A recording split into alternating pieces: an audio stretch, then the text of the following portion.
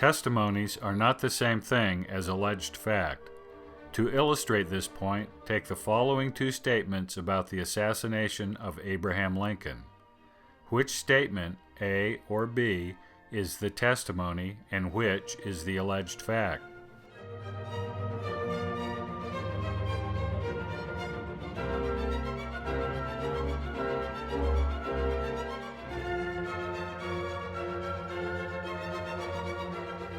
The answer is B. This statement is based upon the direct experience of someone who saw the event, while statement A is not.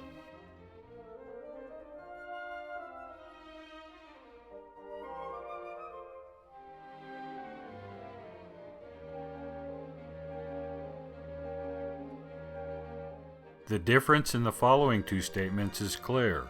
Statement A is true, but it is an alleged fact and not a testimony. Statement B is a testimony based upon visual experience.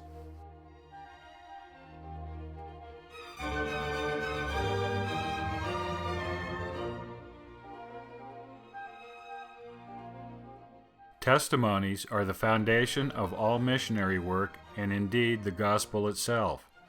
Enemies to religion understand this, and this is why there are character assassinations. They endeavored to discredit the source of a testimony. Joseph Smith was and is particularly vilified simply because his testimony, his statement of his experience, is so threatening. No consideration is given to actually consider the merits of Joseph Smith or any other religious figure as a credible witness. Source analytics, the examination and assessment of a witness, are never used in the effort to kill the messenger. The flip side of the coin is that mainstream science is also entirely dependent upon testimony. However, they perform no source analysis on the scientists themselves. Scientific testimonies are taken at face value. We know that testimonies are important to the gospel. True testimonies, not statements of alleged fact. There are many examples of the application of the testimony of witnesses in the gospel.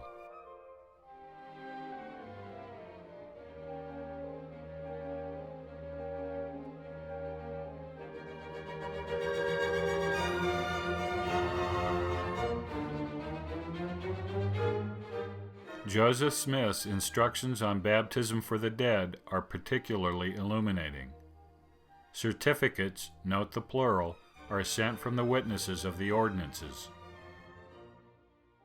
The general recorder also adds a certificate of his own, whereby he declares the witnesses to be good sources based upon his knowledge of their character.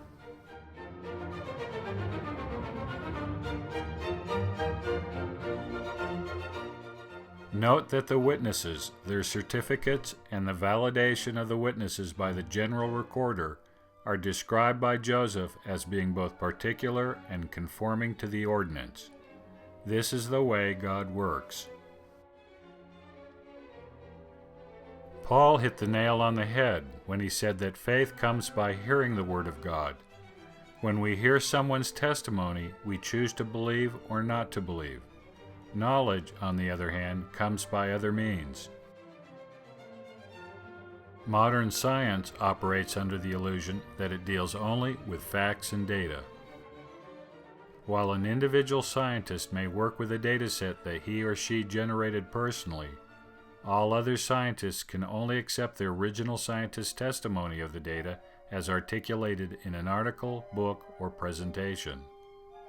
When science tells you something, you must always ask, says who, because the data and facts supporting the statement are not self-evident.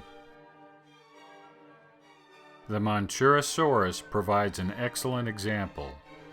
Paleontologists say that this dinosaur lived in what is modern-day Manchuria. But why should we believe this fact to be true? The trail of custody concerning the bones of this dinosaur, from its discovery to its reconstruction in the museum, is based all upon testimony. By exhuming the fossilized bones from the riverbank, the evidence was actually destroyed and replaced by testimony that the bones came from the banks of a river in Manchuria, since the bones can't be placed back in the river. So, did the Manchurosaurus roam ancient Manchuria? Sure, but only if we believe every point along the trail of testimonies. This idea that all scientific evidence is testimony-based applies to every scientific discipline.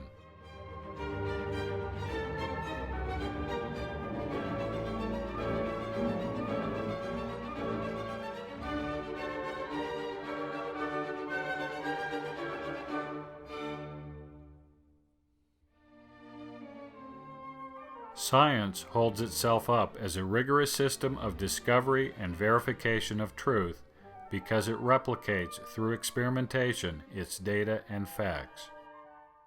But what does this system of replication really do? Does it make the facts and data any more true? Of course not. Replication only multiplies the number of witnesses. Truth is independent of the number of experiments performed to verify facts and data.